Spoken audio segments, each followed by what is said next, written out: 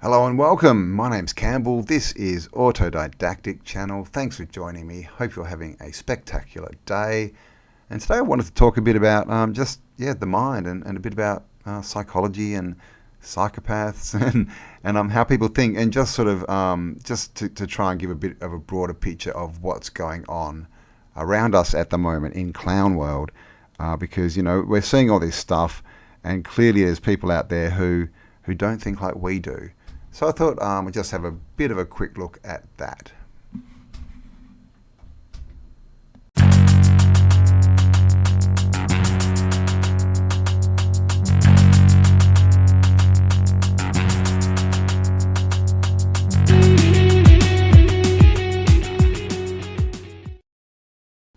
The science behind why people follow the crowd. It may seem that we are in control of our thoughts and behaviour, but social psychology tells a different story. Social psychology is defined as the scientific study of how we think about, influence and relate to one another. We are social beings. Most of us communicate with others every day, spending large portions of our waking hours in some form of communication. One lesson from social psychology is the influence others have on us. Research shows we do not have as much control over our thoughts and behaviour as we think. We take cues from our environment, especially other people, on how to act. So how groups influence us. Consider the concept of group polarization. The idea is that like-minded people in a group reinforce one another's viewpoints. Group polarization strengthens the opinions of each person in the group.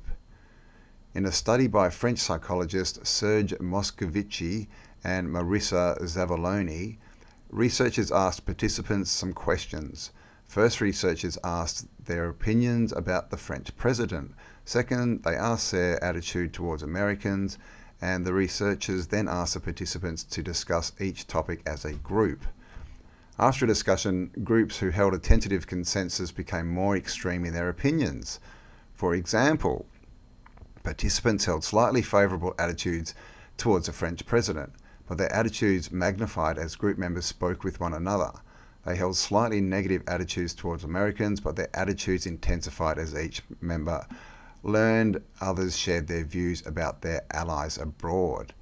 The researchers concluded, group consensus seems to induce a change of attitude in which subjects are likely to adopt more extreme positions when we see our uncertain opinions reflected back at us, our beliefs strengthen.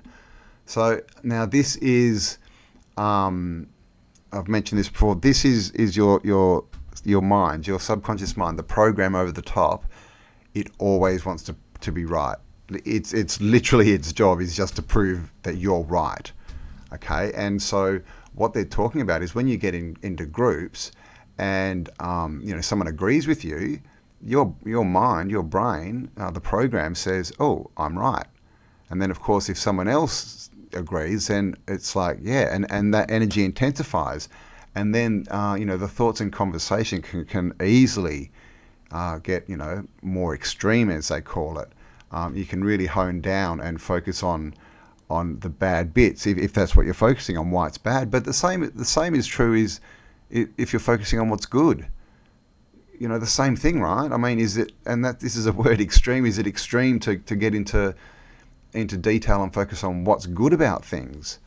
Of course not. I mean, extreme, that's just, so it's the same thing either way. It's that, thoughts aren't extreme. Thoughts are thoughts. And what we need to do is so if you know who you are, people can't influence you very much. If your beliefs are your beliefs and they're based on something, then you can't really be moved. It's people who don't know who they are and who have wishy-washy, flippy-floppy belief systems that will change, that can be manipulated by crowds. And again, this is what we see, right? This is what we're seeing right now. All these people, they don't have information. They have nothing to base their beliefs on. And so they're easily moved. It's very easy to get them to believe, your point of view, because they have nothing to base on. So you just give them, if they've got no reference point and you give them 3 reference points, then they believe that they know something and they start to believe it. So on the news, right, they give all these reference points. Oh, people are dying, this and that and rah, rah, rah. So here's the solution. And the people just now think that they're educated, right, from the group, from the TV. And so they go out and they believe that what they've been told is their belief. And of course, that can't happen if you have information. If you know what's going on, you're going to see that and laugh. So this is the group mentality, right? Which is what we're seeing everywhere. But like I said, this works both ways. This works both ways, guys. This is negative for sure. We're seeing that, in clown world, everyone believing the negative and believing that they're educated and running around and pointing fingers and screaming. We're seeing this, but at the same time, guys, we're seeing the opposite as well. We're seeing the good. We're seeing the crowds grow. We're seeing people on the street, and these crowds, they're growing every week. And it's because that's now becoming the norm. People are seeing it, and that's now becoming the group, and people want to join that group. And that's why we need to keep doing this and getting our voice out there and really, because the media are telling us that we're the vast minority, but that's not true, guys. It's not true at all. I'm thinking we're up near 50%. I think we're over 40% of people are onto this. Okay, and as that goes up, more and more people are going to join the group. They're going to be influenced by the group because that's what they want to do. They're sheep, right? They're herd animals. They don't know who they are, so they just follow the biggest group. So that's why we need to keep going and keep, if you're in a place where there's, I don't want to say protests because they're, protest. It's a test so they can work out what's going on. But, peaceful demonstrations, do not ask for anything, okay? Because we're the boss, we tell. They're the servants. But yeah, get the group mentality. So if we can get this group mentality turned to our side, to people who think and who are standing for freedom and rights, then we've got this done. And of course, when I said 40%, that means 40% are starting to, understand that the story is not true. It doesn't mean that that's 40% that are out on, ready to fight and take these down. That's more like we're hitting almost 10% on that. And once we hit 10%, throughout history, all revolutions start when 10%, it's around 10% of the population are on the street and making noise. That's when revolution starts. So we're very, very close, guys. I just thought I'd show you that the science behind why people follow the crowd. And they tell us, it really is, what they explain there, it really is because people don't have their own beliefs of who they are. And so they're easily swayed by group mentality. And then, of course, that gets more extreme, which we see in groups, like the, Antifa and BLMs and all this kind of stuff, to the point now that in America, in California, there is a man who wants to run for, is it governor? And he's a man of color, and people are now, seriously, it's in the paper, and they're saying that he is the black face of white supremacy. Okay, that's extremism. So there you go, guys, how we get influenced in groups. So let's use this to our advantage, and let's make our group bigger, and then we win. Do you have an inner voice? Because not everyone does. Have you ever thought about how you think? Do you tell yourself, don't forget the milk before you leave home? And when you get home without it, at the end of the day, you say, how could I have forgotten that? Is there a constant talking to self throughout the day? Because a lot of people use language-based chatter to organize and focus their thoughts. However, it turns out that some people don't have this kind of inner monologue at all. Instead, they may rely more on visualization. For instances, seeing themselves buying the milk at the store. Others employ a combination of these techniques. So people on both sides of this inner monologue divide have a hard time imagining another way of being, to the point that it has sort of freaked everyone out during an online debate that went viral in February. So what this is talking about, guys, is the way that we think. And do you have an internal monologue or dialogue, I think is a better word. Do you talk to yourself? Do you have a voice in your head that talks to you? Well, most people have two voices. They have a quiet voice that they don't hear very much, but we have this chatter, right? And that's, a lot of it's associated with ego, and it tells you, you've done something good or something bad. But it turns out that a lot of people don't have this voice in their head. And this is a lady, and she's 22, and it says down here, Olivia Riviera, 22, said she figured out that she doesn't have an internal monologue when her co-workers at a Regina salon started talking about the viral debate. She said that until then, she didn't know that some people actually have a voice in their head that sounds like their own voice. When I hear that other people have like a constant kind of dialogue and a stream in their head, that when they're doing a task, they'll just be thinking about things the entire time while they're doing that task, it actually kind of feels overwhelming, she said. How do you deal with that, and what does it feel like? And it goes on to say that these people who don't have the internal dialogue, don't have the words, that they may think in like visualization and more abstract terms. What's it like to not have a monologue?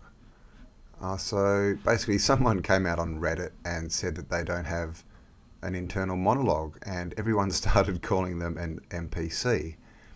And they were talking to him, and someone asked, so if your boss asks you to do something right at that point you're planning to leave work, don't you think, oh, effing crap, what a pain, in your head, while saying no problem at all out loud to the boss? And the man says, no, never had that. If I'm asked to do something I don't want to do, I just kind of get frustrated, but that's about it. I don't really think to myself. I'm the same way, said Gohan. I don't have any conscious thought about what I'm feeling or any stream of dialogue describing it to myself.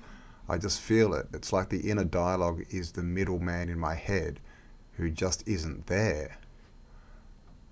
So this is, I'll leave some links below, but basically, yeah, it's about 20 to 25% of people don't have an internal monologue or dialogue. They don't talk to themselves. And,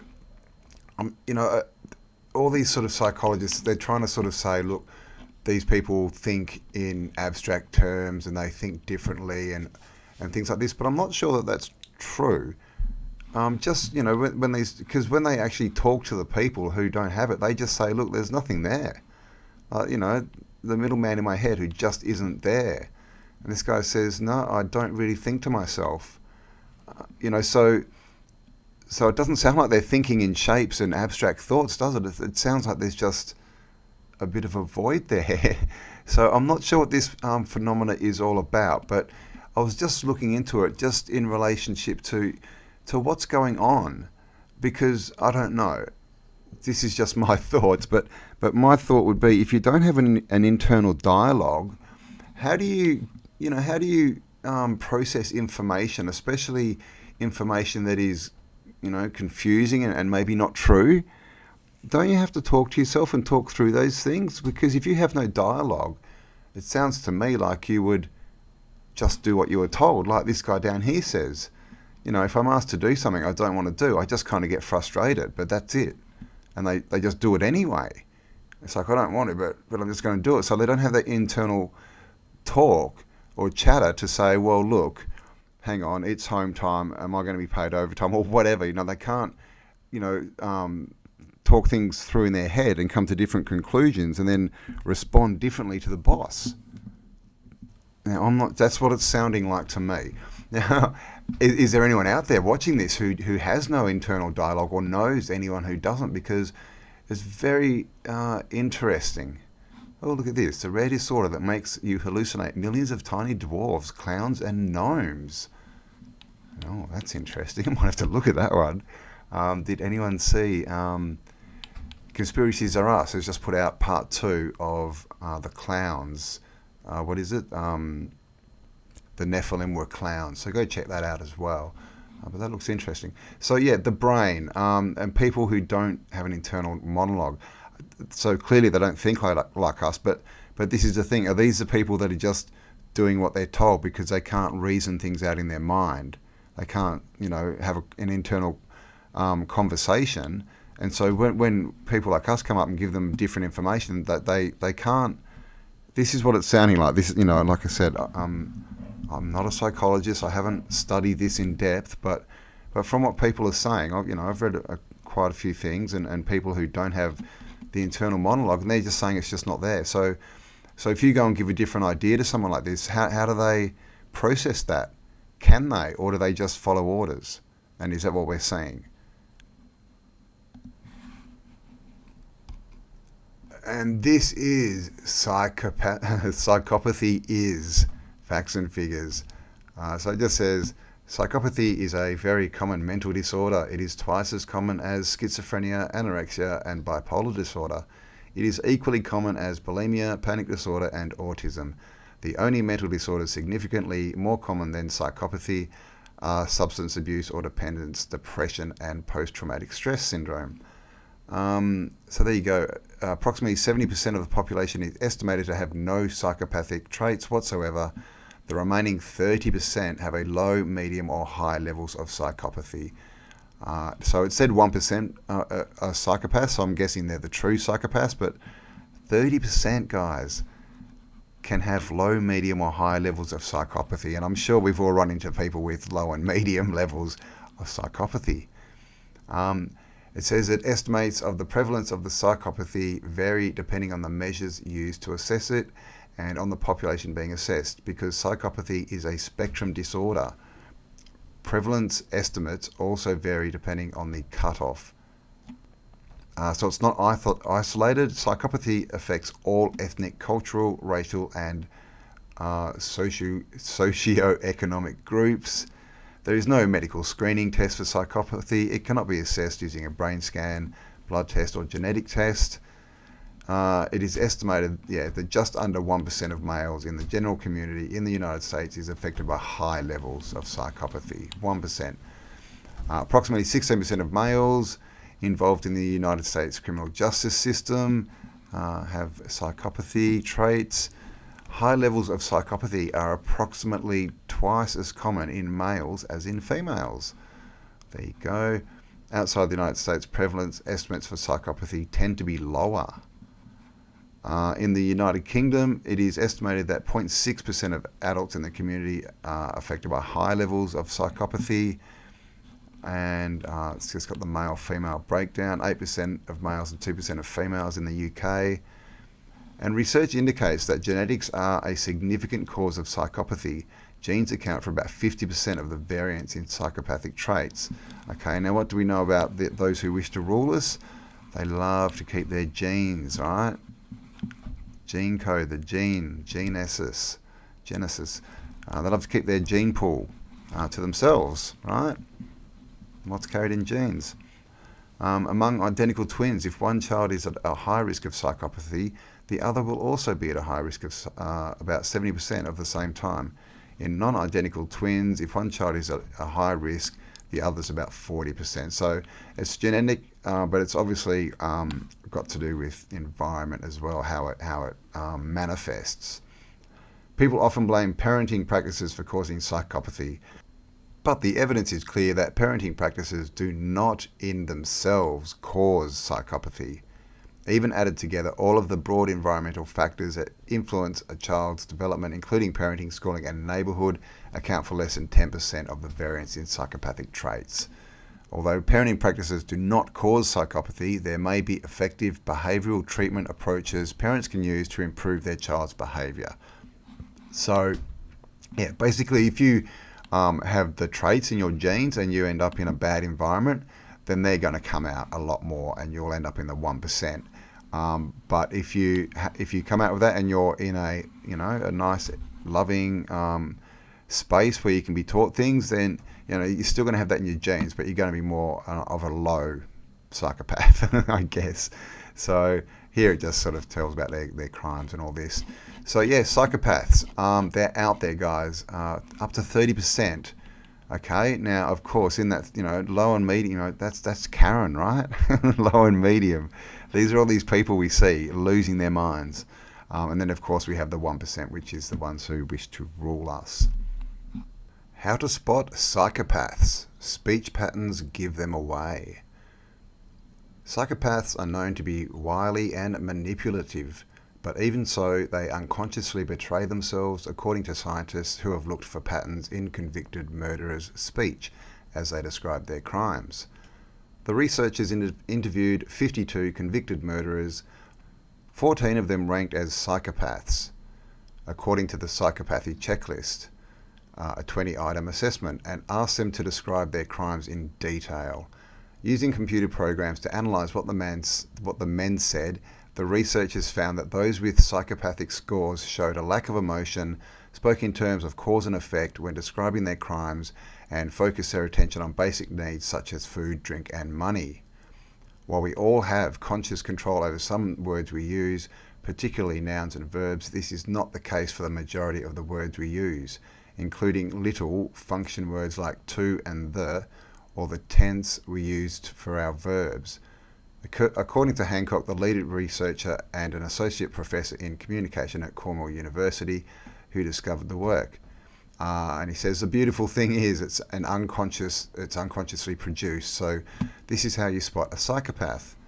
It says psychopaths make up about 1% of the general population and as much as 25% of male offenders in federal correction centers are psychopaths. So yeah, obviously, in the criminal justice system, shall we call it that, psychopaths is obviously a much higher percentage, but it's saying 1% of the general population are psychopaths. Now, what is a psychopath? Up here it tells you a psychopath is someone who has no emotion. Okay, they have no empathy, and they don't understand cause and effect. They have they just have no empathy, so they don't care about life, and they don't care about the harm they do. They don't feel that because they have no emotion, and they're like animals. All they think about is themselves and making sure that they've got what they need, and so these are psychopaths, and these are the people that we see, guys, in politics, in big business. All right, they don't care. They make decisions that destroy people and their families, and they don't care. And look at what's happening right now. Look at all the families being destroyed, all the businesses. They don't care. Okay, so 1%, right? Most of this 1% have ended up ruling in the ruling class, making the decisions for us and treating us like slaves and having no empathy at all for who we are. So these people are the problem. Okay, they just don't care about us. And we've heard this, right? Michael Jackson. All I really want to say is they don't really care about us. And then Tupac said it with the swear words. So this is the thing. Psychopaths. We have 1% on this planet who are psychopaths, who really don't care about anyone but themselves, and they'll do anything just to help themselves. And look what is going on now. So these people, call them humans because we're not humans, we're men and women. But these humans, these people, they're not us. They're not like us, and they have no place at all trying to make rules and rule us. We are created by the Creator. We don't come under their rules, under their psychopathic rules and laws. We come under the laws of God, of the universe, of the Creator. Okay, and that's just do no harm, cause no loss or injury. That's all the laws that there are, and that's all the laws we need. But these psychopaths, 1%, are out there making the rules for us. So there you go. The wrong people are in control. So we need to shift that percentage. Shift the message that is being fed into the ether, into the universe. We need to make it what we want, to create the future we want, instead of being dragged along by these psychos and thinking what they want us to think. And through that, we're creating the world they want us to create, which is not the world that's good for us. It's a crazy, weird, crazy world like we're seeing right now, right? It's insane. It's insanity. So it's definitely time for a change. So yeah, thanks for spending some time with me, guys. Hope you enjoyed that one. A big thank you, as always, to everyone who does support this channel in whatever way you can, by sharing, liking, commenting, and please do give me a like, a share, a comment, and do subscribe if you haven't already. If you like this content, hit the bell, all that kind of stuff. And a big thank you to everyone who supports me through PayPal and Patreon and my merch store. Really do appreciate it. It does definitely help this channel keep going. Yeah, because pretty much this is pretty much my full-time job at the moment. So yeah, thank you all for giving me the opportunity to do this as well. Really appreciate it.